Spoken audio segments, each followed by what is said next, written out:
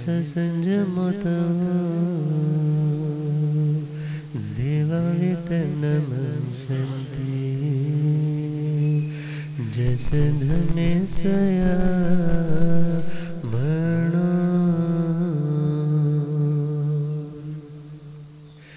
जी हाथे जोड़े गोरनो मेरी वंदना जी हाथे जोड़े गोरनो मेरी एक बार वंदना हजार बार वंदना एक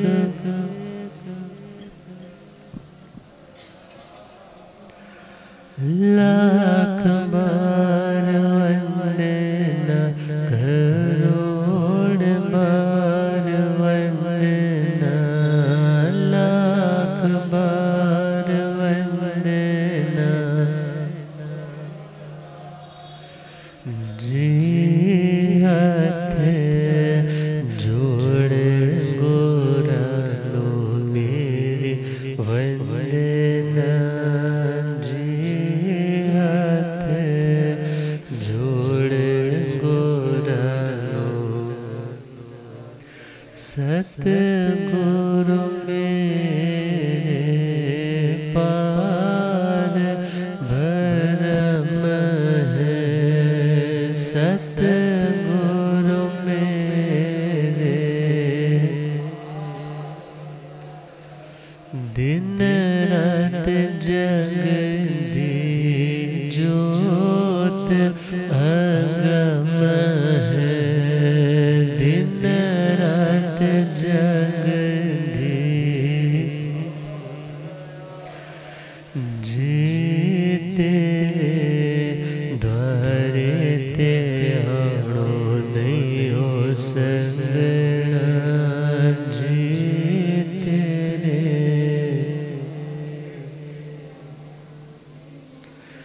जी हाथे जोड़े गोरानो मेरी वंदना जी हाथे जोड़े गोरानो अनंत अनंत शांति के निकेतन शासनपति भगवान महावीर स्वामी के पावन चरणवृंदों में हार्दिक भावना वंदन नमन। मेरे अंधेर जन को रोशनी प्रदान करने वाले परम उपकारी आगम ज्ञान के भंडार आगम ज्ञाता आगम पुरुष जिन शास्त्र रतन हिमाचल के श्री उपाध्याय भगवंत श्रद्धे गुरुदेव श्री जितेंद्र मुनि जी महाराज साहब के पावन चरण कमलों में हार्दिक भावना वंदन। आदरणीय सेवाभावी श्री प्रशमित मुनि जी, धर्म सभा में उपस्थित धर्मानुरागियों, सुशीलवती माताओं एवं बहनों, असीम पुण्यदे से भाग्यदे से आप सबको संतों का समागम और वीतरागवाणी श्रवण करने का शुभ अवसर प्राप्त हो रहा है। श्रीमदुत्तराधंज सूत्र नवम अध्याय नमी पवज्जा सुनाना प्रारंभ किया है। नमी महाराज प्रव्रज्या स्थान पर उपस्थित हो चुके हैं और उनके वैराग्य की परीक्षा करने के लिए मानो परीक्षक का रूप धारण करके स्वयं इंद्र महाराज उनको परख रहे हैं और नए नए सवाल, नए नए सुजेशंस, नई नई बातें कि कहीं ना कहीं तो इनका मन शायद फिसल जाए। उन्होंने बात रखी कि आप क्षत्रिय राजा हो और क्षत्रिय राजा का कर्तव्य है कि वह आश्रम व्यवस्था को भंग ना करे। मगर आप राजा होकर के इस व्यवस्था को तोड़ोगे, इस रूल को ब्रेक करोगे, तो दुनिया के लोग जो सामान्य जनता बड़ों को ही फॉलो करती है, वे लोग भी इस तरह से व्यवस्था भंग करके सांसारिक व्यवस्थाओं को अव्यवस्थित कर दे। और उन्हें कह रहे हैं कि आप अभी गृहस्थ आश्रम में हो और यह आश्रम सर्वोत्कृष्ट आश्रम है, क्योंकि यहाँ पर भी असमानता, व्यक्ति चारों ओर से श्रम करता है, परिश्रम करता है और बहुत तनाव में भी रहता है, और जहाँ जितनी कठिनाई होती है बोले वहाँ ज़्यादा कर्म करते हैं। ये किन्होंने लॉजिक दिया? इंद्र महाराज। मगर नमी महाराज कह रहे हैं कि मात्र कोई भी कार्य यदि घोर है, दुष्कर है, मुश्किल है, तो वही कर्म ज्यादा काटने में साधन है, ऐसा कोई रूल नहीं है। क्यों? क्योंकि यदि आप जो कुछ भी कर रहे हो उसके पीछे आपका लक्ष्य उत्तम नहीं है, तो शायद वह कष्ट सहना भी तुम्हारा कोई उत्तम नहीं।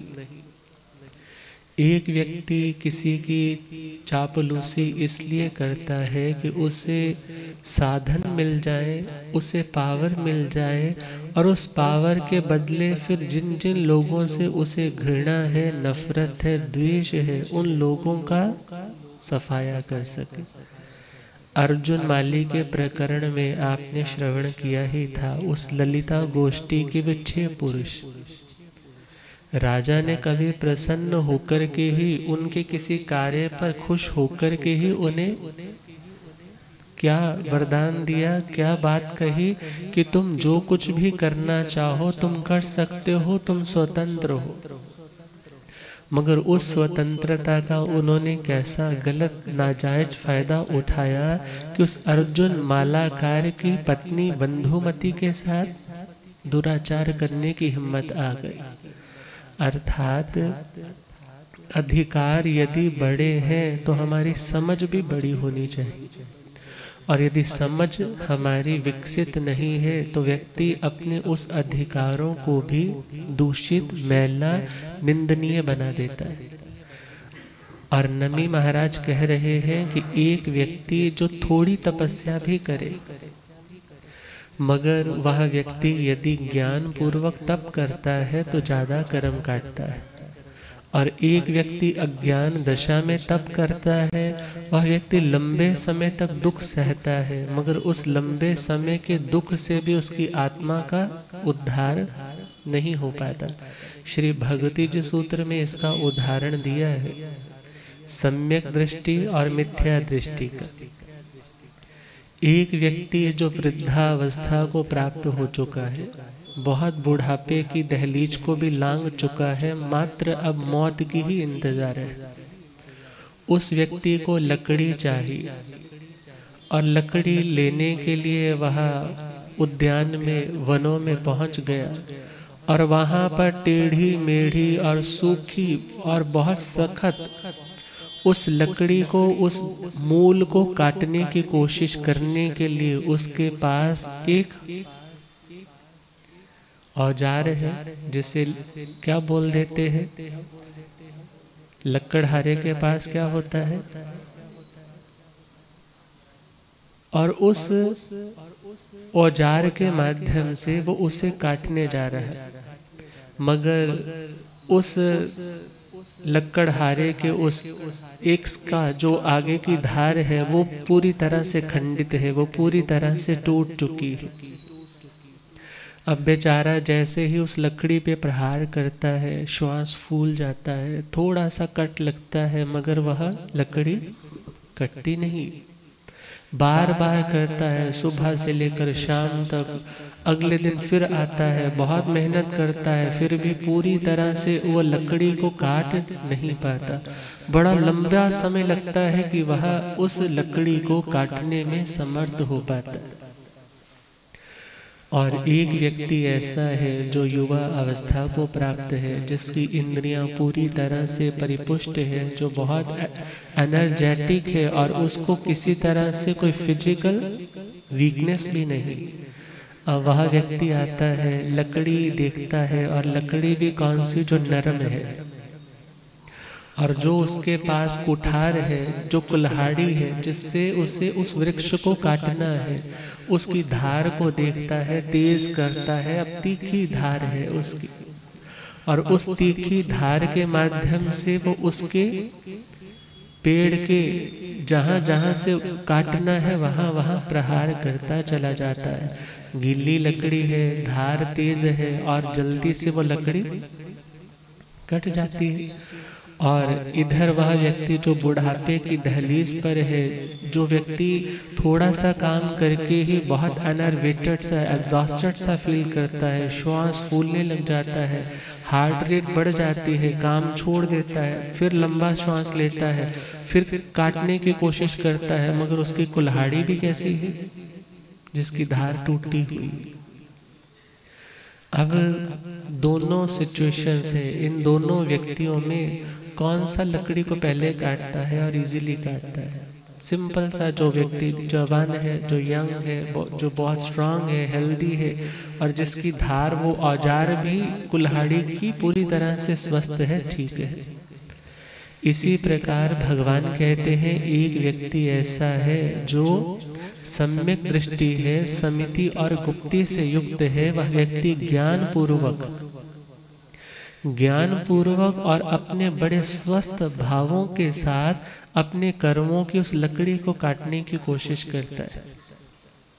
और उस व्यक्ति ने पहले ही अनुप्रेक्षा के माध्यम से, अच्छी भावनाओं के माध्यम से उस लकड़ी को मानो नरम कर रखा है, और उसे काटना भी आसान है। क्यों? क्योंकि स्ट्रेंथ बहुत है, क्षोभम बहुत है, अच्छी भावनाएं, अच्छे कर्म कर करके उस व्यक्ति ने अपने उस बल को बढ़ा लिया कि कभी वो कर्म उदय में आए, मगर कर्म को उसने पहले ही वीक कर रखा है। और जैसे ही उदय में आएगा, उसे काटने में, उसे तोड़ने में उसे ज्यादा मेहनत या ज्यादा एग्जॉस्ट नहीं होना पड़ेगा। और एक व्यक्ति ऐसा है जिसका संपूर्ण जीवन पापों में गया, और उसने अपने संस्कारों के बल को भी वीक किया, अपने क्षोभम बल को भी वीक किया, और जिसके माध्यम से उस लकड़ी को काटना था, ना तप किया, ना स्वाध्याय किया, ना ध्यान किया। अब वो कुल्हाड़ी कैसी है? धार टूटी हुई।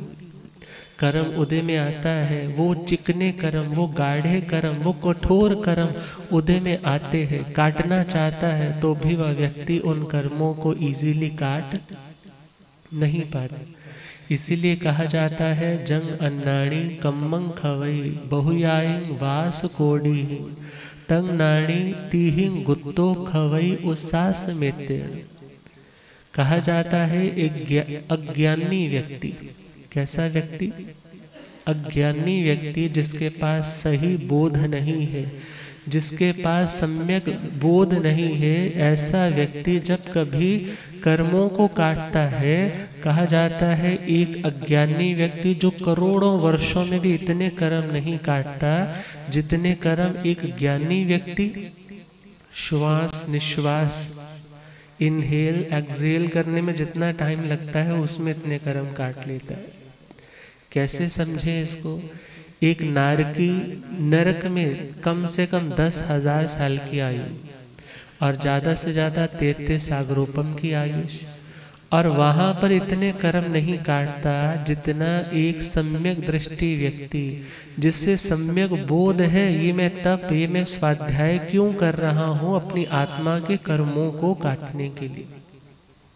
वह व्यक्ति अपनी तपस्या में रत है, अपने आत्म भावों में रत है, कोई प्रतिकूलता आए भी तो भी स्टेबल है, और वह व्यक्ति जितने कर्मों को उतने थोड़े से स्पैन में काट लेता है, उतने कर्मों को कहा जाए वह एक नारकी हजारों वर्षों में भी काट नहीं पाता। कारण वहाँ पर मात्र फ्रस्ट्रेशन है, वहाँ पर मात्र ब्लेमिंग है, वहाँ पर जस्ट तड़पना ही तड़पना है।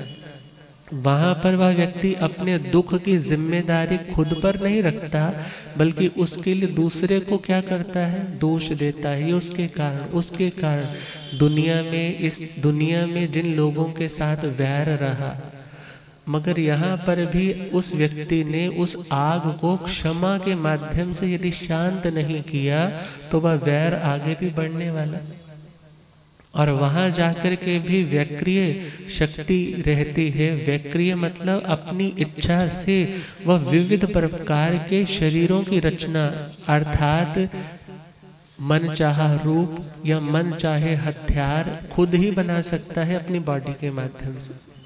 मगर वहां शक्ति तो वो है उसके पास, मगर उस शक्ति का प्रयोग कहाँ करता है, सामने वाले को मारने में, काटने में। और विचार करना, वहाँ के जीवों की आयुष्य भी निरुपक्रमी है। निरुपक्रमी मतलब कितना भी तुम उनके ऊपर प्रहार करो वो आयुष्य टूटने वाली नहीं है। उनको काटोगे, छेदोगे, उनको वेदना पूरी होगी, मगर उनके काटने छेदने के बाद भी उनकी मृत्यु जब तक उनका वो टाइम पीरियड पूरा नहीं होता तब तक उनकी वहां से अवधि पूर्ण नहीं होती। और यदि उनका शरीर काटा छेदा भी जाता है तो मरकरी की तरह फैल तो जाता है, मगर पुनः फिर इकट्ठा हो जाता है। और इतनी असह्य वेदना वहां सही जाती है। और कहा, एक अज्ञान दशा में रहने वाला नारकी या कोई भी अज्ञानी इतने कर्म करोड़ों वर्षों में नहीं काटता जितने कर्म एक ज्ञानी, जिस व्यक्ति का बोध जागृत हो चुका है, वो अपने कर्म का फल समझ करके उसे शांति से काटता है।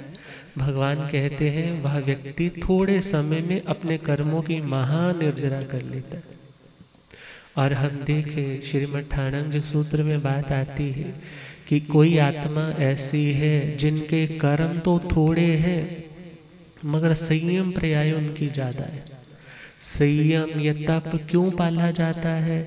खुद उन कर्मों को इनवाइट किया जाता है, खुद उस परिशह को स्वीकार किया जाता है कि मैंने जो किसी का भी कोई नुकसान किया, मैं बड़ी शांति पूर्वक ये तप, ये स्वाध्याय कर रहा हूँ, खुद को कंट्रोल में रख रहा हूँ, मटेरियलिस्टिक पोजेशंस को देख करके भी इग्नोर कर रहा हूँ, आत्म भावों में स्टेबल रहने की कोशिश कर रहा हूँ।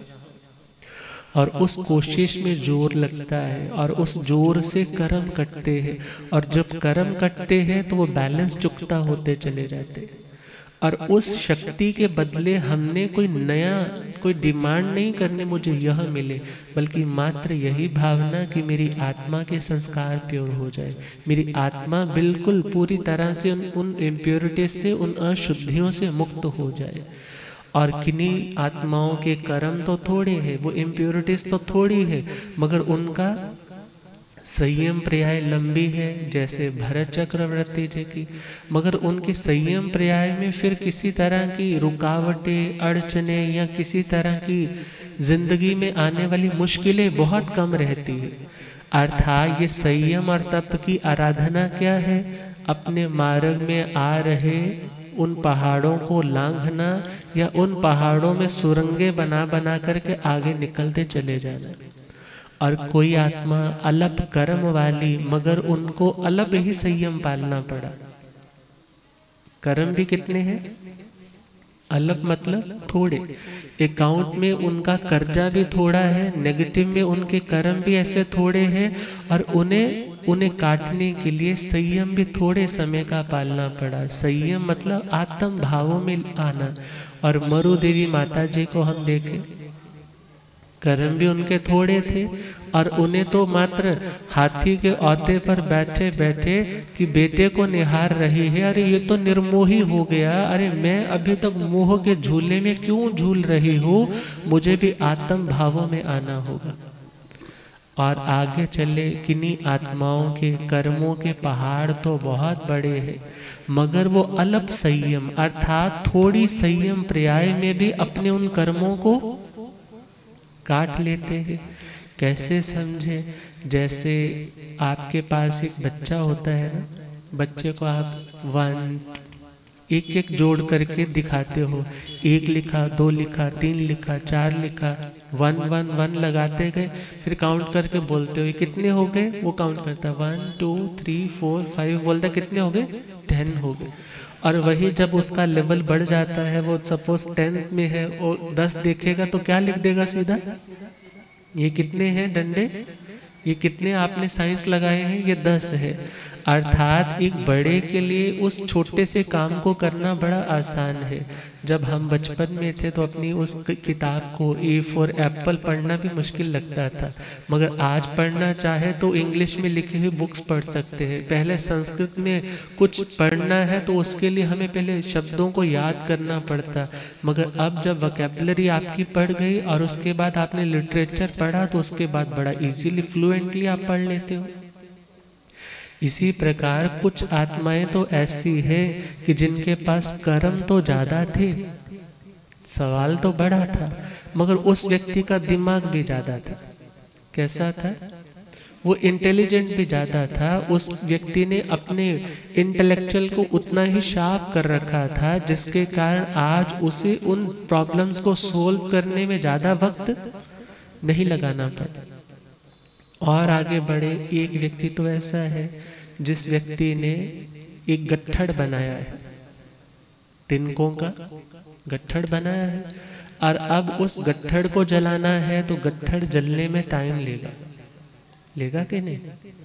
और वही उस व्यक्ति ने क्या किया, उस गट्ठड़ को खोला और खोल करके लिटा दिया, और जैसे खोल करके बिछाया है, आग लगाई है, झट से पकड़ते पकड़ते सारा गट्ठड़ क्या हो गया, जल गया।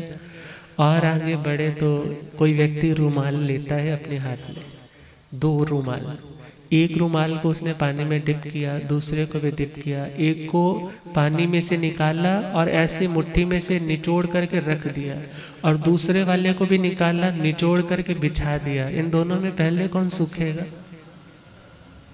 पानी तो दोनों ने सेम कंज्यूम किया था। मगर कोई आत्माएं तो ऐसी रहती है जो अपने कर्मों को थोड़े समय में ही ज्यादा कर्मों को काट लेती है। उन आत्माओं का आत्म बल इतना दृढ़, उन आत्माओं का सूक्ष्म बल इतना दृढ़, जैसे गज सुकुमार जी की आत्मा। किनकी आत्मा, गज सुकुमार जी की आत्मा। उन्होंने देखो ना, सुबह सुबह तो जब आए थे भगवान के दर्शन करने तब तो वैराग्य हुआ, शाम तक उनकी मानो दीक्षा हुई, और रात के समय क्या हो गया, उन्हें संध्या काल में ही उन्होंने रखा, और उसके बाद उनको केवल ज्ञान हो गया। अर्थात वो जब सिर के ऊपर पाल बांध करके सोमिल ब्राह्मण ने वो खैर के अंगारे भभकते हुए उनके सिर पर रखे हैं तो कितनी वेदना हुई होगी।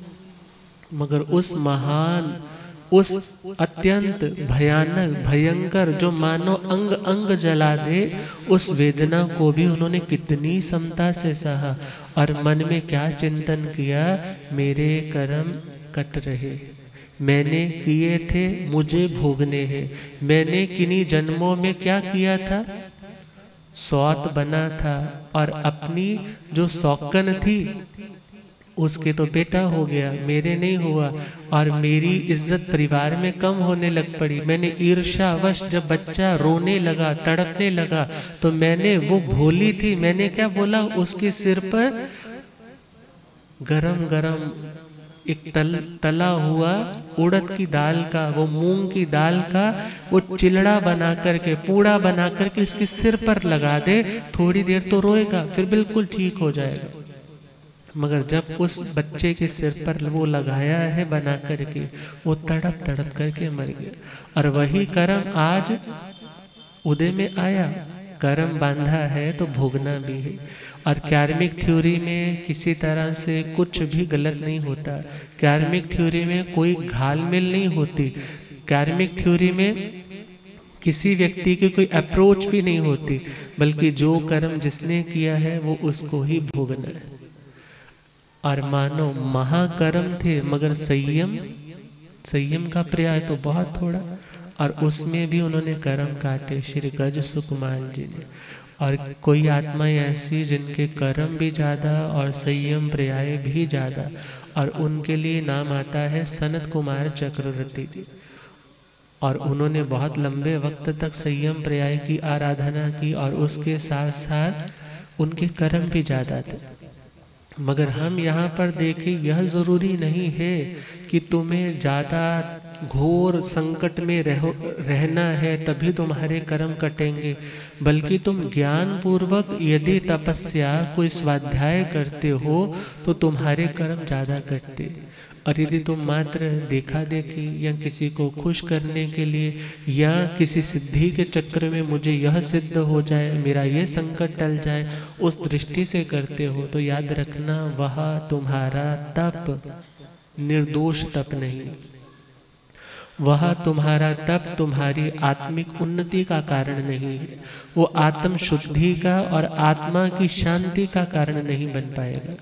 और यहाँ पर नमी महाराज भी तो यही बता रहे कि एक व्यक्ति जो महीने महीने की तपस्या करता है और पारणे वाले दिन वेरी मीगर डाइट, बहुत सी फ्रूगल सा लेता है, बहुत थोड़ा सा लेता है, सिंपल सा, कुशा के अग्र भाग पर जितना टिके या कुशाओं से उठा करके जितना खाया जाए या कुशा के अग्र भाग अर्थात बेसवाद सा भोजन करने वाला, मगर वह व्यक्ति भी उस व्यक्ति की तुलना मुकाबला नहीं कर सकता जो व्यक्ति सुअख्यात धर्म की पालना करने वाला। और सुअख्यात धर्म को हम समझ रहे थे, वह धर्म जिसमें सुअधीत अर्थात सुज्ञान की बात कही और उसके बाद सुध्यान की बात कही और तीसरी बात सुतपस्या की बात की। सु का मतलब शोभा में होता है, सु का मतलब बढ़िया होता है, अच्छा होता है। और हम बात कर रहे थे ज्ञान की। कल तक हम स्वाध्याय तक ही पहुंचे थे और यदि ज्ञान नहीं है तो याद रखना हमारा कोई भी क्रियाकलाप सम्यक नहीं हो सकता, क्योंकि जानकारी से हमें पता चलता है क्या सही है, क्या गलत है, क्या अपनाने योग्य है, क्या त्यागने योग्य है। जब आप कोई शास्त्र पढ़ते हो या भले आप कोई भी रिलीजियस बुक पढ़ते हो, किसी की लाइफ स्टोरी पढ़ते हो, उसकी स्टोरी पढ़ते पढ़ते आपको कितनी शिक्षाएं मिल जाती। कोई भी किताब सिर्फ मनोरंजन के लिए नहीं बल्कि आत्मरंजन के लिए होनी चाहिए। क्या सोच करके मैं पढ़ूं कि मेरा ज्ञान बढ़ेगा, क्या सोच करके स्वाध्याय करें। श्री दशवीं कालिक जी सूत्र में श्रुत समाधि के प्रकरण में बताया है, व्यक्ति कुछ भी पढ़े तो क्या सोच करके पढ़े। सूयं में अहिज्जयी ती अध्यायवम भवे, मेरे को श्रुत ज्ञान मिलेगा। क्या मिलेगा? मेरे को श्रुत ज्ञान मिलेगा, मीन्स मेरी नॉलेज बढ़ेगी। आज तक मैंने जिन बातों को नहीं जाना, जिन बातों को नहीं समझा, मैं सुनूंगा, मेरे को उन बातों की जानकारी होगी। और दूसरा पॉइंट बताया, एगग्ग चित्तो भविष्यामीति अध्यायवम भवे, मेरा मन इतना बिखरा रहता है, कभी ये सोच रहा हूँ, कभी वो सोच रहा हूँ, कभी ये सोच रहा हूँ। बल्कि जब मैं स्वाध्याय करूँगा, कोई रिलीजियस बुक पढ़ूंगा या कोई प्रवचन सुनूंगा, उस समय मेरा बिखरा मन क्या हो जाएगा, मानो एक जगह पे कंसंट्रेट होकर के जुड़ जाएगा।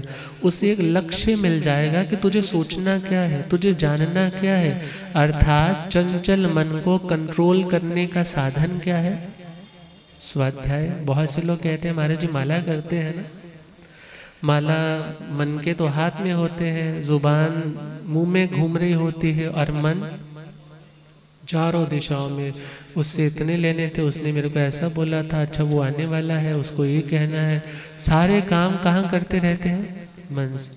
और माला कंप्लीट हो जाती है, उसके बाद क्या बोलते हैं, पता नहीं माला में तो मन नहीं लगता, क्या इस माला का कोई फायदा है? मगर याद रखना, तुम अभ्यास करते रहोगे तो कभी मन भी लगेगा। तुम शॉप पर बैठोगे तभी कोई ग्राहक आएगा। यदि यही बोलो आज तो सारा दिन ग्राहक आया ही नहीं, कल तो मैं दुकान ही नहीं खोलूंगा, पापा तुम ही संभालो दुकान अपनी, तो याद रखना आप एक सफल दुकानदार भी बनने वाले। जरूरी नहीं है कि आज तुम साधना में बैठे हो और आज ही तुम्हें उपलब्धियां होने लग जाए। क्यों? क्योंकि जो कर्म है वो उदय में तो आएंगे। जब तुम किसी घर की सफाई करने जा रहे हो और वह घर जो कई सालों से बंद पड़ा था, पता ही नहीं था कि वो उस घर में इतना कुछ है, वो मेरा घर है, अब उस कमरे को तुम खोलने जा रहे हो, वहां तो बहुत मिट्टी उड़ रही है और मन तो कह रहा है नहीं, यहाँ पर तो बहुत कुछ है, गुरुओं के ज्ञान से तो मुझे पता चला। और तुमने झाड़ू भी उठाया, साफ करने लगे, मगर मिट्टी उड़ उड़ करके तुम्हारे नाक में, आंखों में, कपड़ों पर आने लग पड़ी और तुम सोचने लगे रहे छोड़ो, यहाँ कुछ नहीं, यहाँ तो मिट्टी ही मिट्टी है, मेरे से नहीं कुछ भी होने वाला। तो विचार करना, जो तुम पाने आए थे वो तुम्हें नहीं मिल पाएगा। इसी प्रकार जब व्यक्ति साधना करता है तो उस समय जो कर्मों की मिट्टी अभी तक तो जमी हुई थी, मगर तुमने अब उसे क्लीन करने की, साफ करने की ठानी है, तो क्या होने लग जाएगा? मिट्टी जब झाड़ू दोगे तो मिट्टी तो उठेगी। जब उठेगी तो आंखों में भी जाएगी, नाक में भी जाएगी, मन को परेशान भी करेगी। इसी प्रकार लोग कह देते हैं जो धर्म करने वाले लोग तो ज्यादा दुखी होते हैं, मगर याद रखना उनका यह दुख आने वाले उनके भविष्य के सुख की सूचना दे रहे। और जिन लोगों को यही नहीं पता कि मेरा घर है और मेरा घर अभी गंदा है, मुझे साफ करना है, वो लोग तो गार्बेज पे गार्बेज इकट्ठा करते चले जा रहे हैं। मगर याद रखना, खुद भरा है तो खुद ही निकालना पड़ेगा, खुद इकट्ठा किया है खुद ही क्लीन करना पड़ेगा। कोई किसी के घर को साफ नहीं करता। दुनिया में आप पैसे देकर के अपनी गंदगी उठवा लोगे, मगर इस कार्मिक थ्योरी में जो संस्कारों की गंदगी हमने इकट्ठी की, जो कर्मों की गंदगी हमने इकट्ठी की, जो अपने घर को पल्यूट खुद किया, उसको क्लीन भी किसे करना होगा? हमें स्वयं करना होगा। और जब आप कुछ पढ़ने लगते हो या कोई साधना करने लगते हो, झाड़ू देने लगते हो, तो कर्म तो उदय में आते हैं और व्यक्ति की परीक्षा होती है। व्यक्ति सोचता है मैंने तो ये सोच करके ये तपस्या या ये स्वाध्याय शुरू किया था कि मेरा सब कुछ अच्छा हो जाएगा, मगर ये तो अच्छे होने की जगह पर क्या हो रहा है? और खराब हो रहा है। मगर फिर गुरुओं के पास आता है, गुरुजन उसे वही एग्जाम्पल देते हैं। जब कोई व्यक्ति सालों से बंद मकान को खोल करके क्लीन करता है तो मिट्टी तो उड़ेगी, मगर वो मजबूत रहे कि मुझे क्लीन करना है, मुझे साफ करना है, लगा रहे, मुंह पर कपड़ा बांध ले, थोड़ा सह ले, एक बार साफ किया है पानी के छींटे दे दे, दोबारा साफ करे, तीबारा साफ करे, समय आएगा मिट्टी पूरी तरह से वहां से साफ हो जाए। इसी प्रकार आत्मा को पाना है, आत्म स्वरूप को पाना है और आध्यात्मिक शांति को पाना है, तो पाने के लिए आत्मा का प्योर होना तो जरूरी है। आत्मा भले प्योर है, वो आंगन तो हमेशा साफ था, मगर जो डस्ट पार्टिकल्स उसके ऊपर लेयर बना करके जम चुके हैं, इस कारण हमें क्या लगता है मेरा घर कैसा है? गंदा है। और गंदे घर में तो किसी का भी मन लगता है। किसी होटल में भी तुम चले जाओ, किसी के रिश्तेदार के भी चले जाओ, तो वहां पर यदि कमरा साफ ना हो तो वहां क्या सोचते हैं? और इससे अच्छा है कि बस थोड़ी देर रुकते हैं, घर वापस चलते हैं। अपना घर कैसा है? साफ है। इसी प्रकार देखे, किसी किसी के तो उस घर में मन लगाना मुश्किल हो जाता है। क्यों? क्योंकि वह अच्छी जगह पर रहता है। और आप देखो जो सुअर है वो कहाँ रहते हैं? उनको आप अपने बढ़िया से होटल में भी रूम बुक करवा करके वहाँ बिठा दो ना, वहाँ पर कि आज के लिए हमारी ओर से बढ़िया बढ़िया भोजन, दाल का हलवा, बादाम का हलवा, हर चीज़, और बढ़िया बढ़िया नेकलेस उनके गले में हम डालेंगे, तुम्हें होटल में रहना है, अपने बड़े से बंगले में लेकर के जाना है। मगर ध्यान रखना, जैसे ही उसे गंदगी दिखाई देगी ना, कहाँ भागेगा?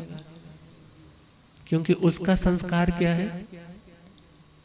वो गंदगी में ही पला, उसे लगता है बस गंदगी सब कुछ है। इसी प्रकार अज्ञानी व्यक्ति क्या करता है? सपोज अच्छी जगह पर आ भी जाए, मगर उसका ध्यान कहाँ रहता है? गलत चीजों की ओर। मगर भगवान कहते हैं तुम्हें अपने आत्मा के निश्चय स्वरूप को समझना है।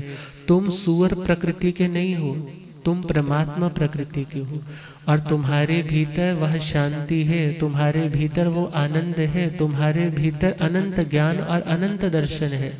अपने घर को साफ करना होगा, मगर पहले उस घर की जानकारी तो लेनी होगी। अतः भगवान कहते हैं दुनिया में दुनिया के लोग बहुत दुखी है। क्यों दुखी है? क्योंकि उनके पास ज्ञान नहीं। और वहाँ कहा जाता है जावंत अविद्या पुरीसा सव्ये ते दुख संभवा लुप्पन्ति बहुसो मूढ़ा संसारम्मी अनंत। भगवान कहते हैं दुनिया में जितने भी अविद्यावान पुरुष हैं। कैसे पुरुष? अविद्यावान पुरुष का मतलब सिर्फ मेल से नहीं है, पुरुष का मतलब आत्मा से है। पुरी शेते, पुरी बोला जाता है इस देह को, नगर को, उसमें निवास करने वाला आत्मा। अर्थात जो आत्मा है वह दुखी कब होता है? भगवान कहते हैं जावंत अविद्या पुरीसा, जितनी भी आत्माएं जो अविद्यावान है। कैसी है? जिनके पास ज्ञान नहीं, जिनके पास ट्रू नॉलेज नहीं, ऐसी आत्माएं दुखी होती है। और सव्यते दुख संभवा, दुनिया में जितने भी दुखों के स्थान है ना, वे लोग उनको दुखी करने में समर्थ है। अर्थात दुनिया में दुखी कौन होगा? बोले जो अज्ञानी होगा। दुखी कौन होगा? दुख का मतलब जो हमारे मन को दूषित कर दे। दुख का मतलब क्या होता है? जो हमारे मन को, मन की प्योरिटी को क्या कर दे? पल्यूट कर दे। और जहाँ पल्यूशन होता है वहां तो सांस लेना क्या हो जाता है? वहां व्यक्ति खुद को पैक सा फील करता है, सोचता है कब मैं इससे बाहर निकलूं।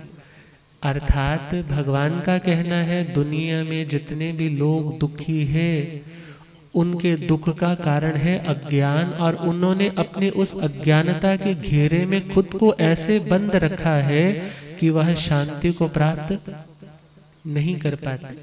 लुप्पन्ति बहुसो मूढ़ा संसारम्मी अनंत।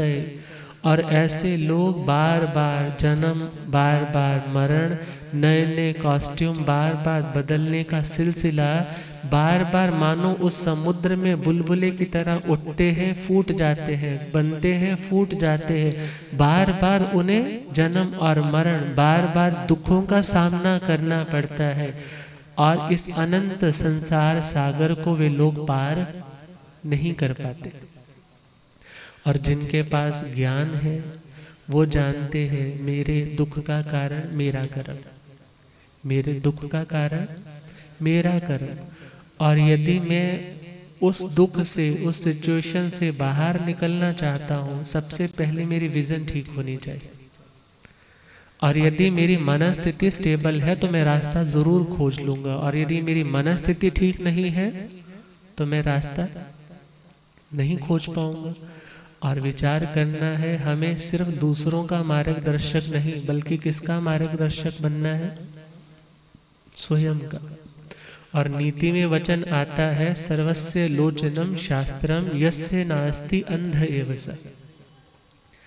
दुनिया में यदि आप सब कुछ देखना चाहते हो, सब कुछ का मतलब हर प्रश्न का यदि तुम समाधान चाहते हो तो उसका समाधान है शास्त्र का ज्ञान।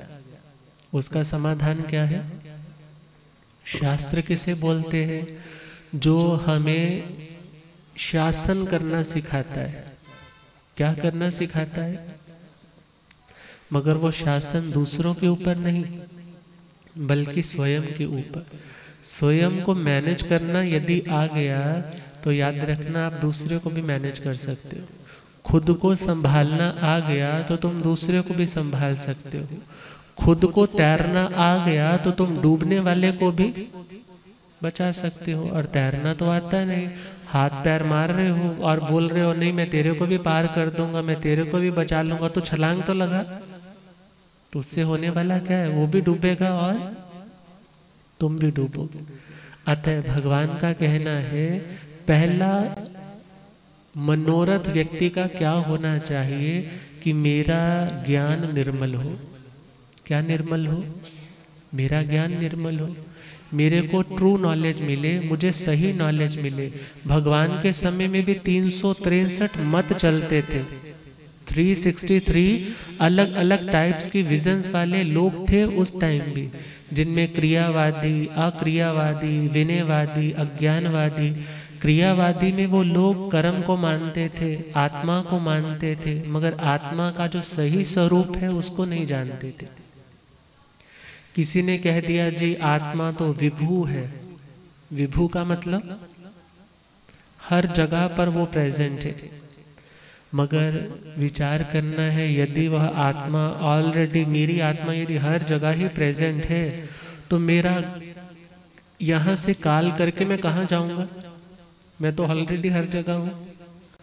अर्थात जब प्रैक्टिकली लॉजिकली हम देखते हैं, यदि विभू कहा है वह हम यदि जैन मान्यता में देखें तो वह आता है समुद्र घात की दृष्टि से, मगर हम यदि एक सिंपल सामान्य रूप से देखें तो जो आत्मा आज यहाँ पर प्रेजेंट है वो हर जगह पर नहीं हो सकती, मगर हाँ स्वरूप की दृष्टि से।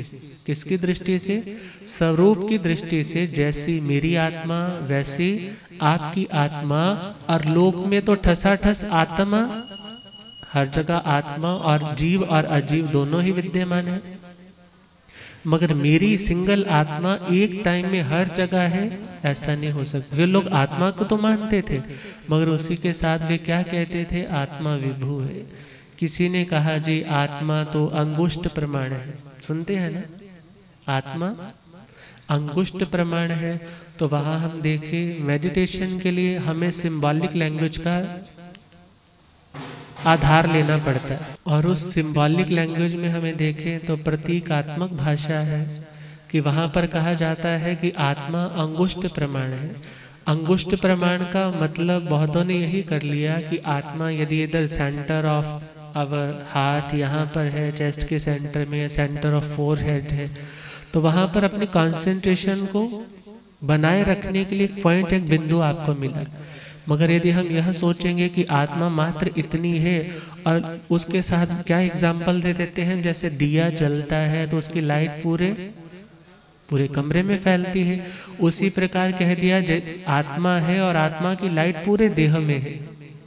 मगर हम वहां पर और आगे बढ़े, कमरे में लाइट जल रही है और उस कमरे में तुम तलवार लेकर के जाओ और तलवार से उस रोशनी को काटना चाहो, तो विचार करना वहां कोई फर्क पड़ने वाला है? कोई फर्क पड़ने वाला नहीं। मगर वही लाइट तुम कह रहे हो मेरी पूरी बॉडी में है, और यदि किसी के आप एक हाथ पर भी काटोगे ना तो क्या होगा? वहां वेदना होगी। मगर वहां पर तुम यदि रोशनी को काटना चाहोगे तो उस बत्ती को कोई फर्क पड़ने वाला? मगर यहाँ पर तुम यदि किसी व्यक्ति के देह पर आघात करते हो तो उसकी आत्मा के प्रदेश उसी समय उनको वेदना की अनुभूति हो जाती है। इसी प्रकार हम देखें जैन मान्यता में क्या बोला जाता है, जितना आपका देह है उसी के अकॉर्डिंगली आपकी आत्मा के प्रदेश पूरे देह में फैले हुए हैं, पूरे देह में वो एक्सपैंड है, वो विभू भी नहीं है और वो मात्र अंगुष्ठ प्रमाण में नहीं। मगर हाँ यदि चींटी का देह है तो उसमें वो सारे के सारे सर्कमस्क्राइब्ड है, वो सारे के सारे श्रिंक हो गए हैं, और वही यदि हाथी के देह में है तो वही आत्म प्रदेश फैल जाते हैं। और किसी भी आत्मा का कोई भी प्रदेश ना तो कोई काट सकता है, जिसको बोल देते हैं अच्छेद्योयम अभेद्योयम, ना इसको कोई पानी गला सकता है, ना इसको अग्नि जला सकती है, ना इसको अग्नि जला सकती है, ना इसको पानी गला सकता है। अर्थात जिस प्रकार आत्मा की सत्ता है और वहां पर आत्मा है और आत्मा का पर गमन भी है, दूसरे भव की ओर जाना भी है, और देह के साथ इसका जो संयोग है वो कर्म के कारण है। जब इन बातों के बारे में जानकारी मिलती है तो क्रियावादी, कौन सा क्रियावादी जो आत्मा को कर्म को पूरी तरह से लॉजिकली समझ करके मानता है। अक्रियावादी कहता है कोई नहीं, कर्म होता है जी, खाओ पियो ऐश करो, कर्जे लो और कर्जे लेकर के अपना व्यापार खूब चलाओ, और उसके बाद बोल दो जी मेरे पास नहीं है। देह जल जाएगा, उसके बाद कोई कर्म वर्म साथ चलने वाला नहीं है। और उन लोगों ने ऐसी धारणा दी, ऐसे लोगों को चारवाक कहा जाता है। चारु का मतलब होता है सुंदर, वाक का मतलब है शब्द, जिनकी फिलॉसफी, जिनके वचन बहुत लुभावने लगते हैं। अरे देखो कितनी अच्छी फिलॉसफी, खाओ पियो ऐश करो, लोगों से ठगी करो, कुछ भी गलत करना है करो, तुम्हें कोई कुछ डरने की जरूरत नहीं। और तीसरे आए हैं विनयवादी। विनयवादी बोलते हैं तुम हर किसी व्यक्ति की विनय करो, हर छोटे से छोटे प्राणी की विनय करो, मगर कहा जाता है जो व्यक्ति वर्तमान में जिस लेवल पर है उसे उसी अकॉर्डिंग से ट्रीट करना चाहिए। बल्कि आप निश्चय से तो यही सोचो ये आत्मा कर्म का भुगतान कर रहा है, मगर इसमें भी निश्चय से मेरी जैसी ही प्योर आत्मा है, जैसी भगवान की आत्मा वैसी इसकी आत्मा। मगर वर्तमान की दहलीज पर तुम खड़े हो तो वहां पर तो वर्तमान की जो कंडीशंस है उसी के अकॉर्डिंग तुम उससे व्यवहार कर सकते हो। और चौथा पॉइंट दिया है अज्ञानवादी। अज्ञानवादी कहते हैं कोई ज्ञान सीखने की जरूरत नहीं, दुनिया में वही लोग टकराते हैं जो लोग क्या होते हैं, ज्ञानी होते, मगर जो अज्ञानी है उन्हें कोई लेना देना। मगर भगवान ने क्या कहा, दुनिया में दुख का कारण ही अज्ञान है, और यदि अज्ञान रहेगा तो कभी तुम शांत नहीं हो पाओगे। छोटी सी एक स्टोरी आती थी जब हम पढ़ाई करते थे, डायमंड नेकलेस। और उस डायमंड नेकलेस में एक लेडी है जिसे बहुत शौक है, सुंदर बहुत है, मगर ज्वेलरी का बहुत शौक है। एक बार किसी पार्टी पे जाना है और अपनी फ्रेंड से उसने एक नेकलेस, डायमंड का नेकलेस उधार ले लिया, और वो पहन करके बड़ा बहुत अच्छे से उस पार्टी में वहाँ की स्टार अट्रैक्शन रही। सब लोग उसके साथ डांस करने के लिए आ रहे हैं, फोटोज खिंचवा रहे हैं कि तू तो आज सबसे खूबसूरत लग रही है। और जैसे ही सारी पार्टी कंप्लीट हुई, 12-1 बजे वो जैसे ही घर लौटे टैक्सी से, और जैसे ही घर आई कॉस्ट्यूम चेंज कर रही है, और क्या देखा, अरे मेरा नेकलेस नहीं है, वो तो हक्की बक्की रह गई, काटो तो खून नहीं। चिल्लाने लग पड़ी पति से, कहने लगी मेरा हार गुम हो गया। कहने लगे तू भी तो अपने आप को 7वें आसमान पर पहुंचा करके नाच रही थी, अब मैं कहाँ से भरूंगा। कहने लगी कैसे भी करो, अब हमें तो नेकलेस देना है। अब उन्होंने सिमिलर एक नेकलेस खरीदा, नया खरीदा, और खरीद करके फिर उसकी इंस्टॉलमेंट्स भरने के लिए अपना मकान भी बेचा, और अपने पास जो भी था वो भी दाव पर लगाया, और अपनी फ्रेंड को वो तो दे दिया। और कई साल बीत गए, और एक बार पार्क में टहलते टहलते वो तो बूढ़ी सी लग रही है, और मगर उसकी फ्रेंड अभी भी यंग सी लग रही। उसने पहचाना, रे तू तो वही है। कहने लगी हाँ। बोली तेरी ये हालत, बोले क्या बताऊं, तुम्हारा वो नेकलेस लेकर के गई थी ना, मैंने सोचा कि तुम्हारा मैंने नेकलेस लिया है, वापस तो देना ही है, ऑनेस्टी तो है पूरी, मगर क्या करूं, मैंने तुम्हारे नेकलेस को बनाने के लिए तुझे तो दे दिया, मगर वो पैसे उतारने के लिए घर भी बेचा, मैंने काम किया, लोगों के घरों में काम किया, और आज मेरे पास कुछ भी नहीं। अब जैसे ही उस फ्रेंड ने सुना, कहने लगी ओहो तो मेरे से बात तो करती, वो नेकलेस ओरिजिनल डायमंड का नहीं था, वो कौन सा था, वो तो फेक डायमंड्स थे, वो डायमंड्स नहीं थे, बल्कि वो तो जस्ट ग्लास स्टोन्स थे। जैसे ही सुना तो और उस स्टोरी का मॉरल बताया था, never borrow nor lend, you will lose the money and a friend. अब हमें क्या सोचना है, व्यक्ति भी तो इल्यूजनरी वर्ल्ड में ही है, उसे लगता है ये चीज मेरी, तुम कितना भी खर्चा करके उस वस्तु को ले भी लो, मगर वो वस्तु तुम्हारी बनने वाली नहीं। और जब ज्ञान सीखोगे, स्वाध्याय करोगे, शास्त्रीय ज्ञान सीखोगे, तो तुम्हें कितनी बातों की नॉलेज होगी। और जहाँ जहाँ मन फिसलने लगता है, कषायों की अग्नि में जलने लगता है, खुद को वो रोक लेता है, नहीं मुझे ऐसा बहुत जरूरी है, करूँगा, मगर अदरवाइज ये किसकी बदौलत, ज्ञान की बदौलत। अब इसके आगे अगला टॉपिक हम कल के ऊपर छोड़ते हैं। अब पूज्य श्रद्धेय गुरुदेव जी महाराज साहब कृपा करेंगे।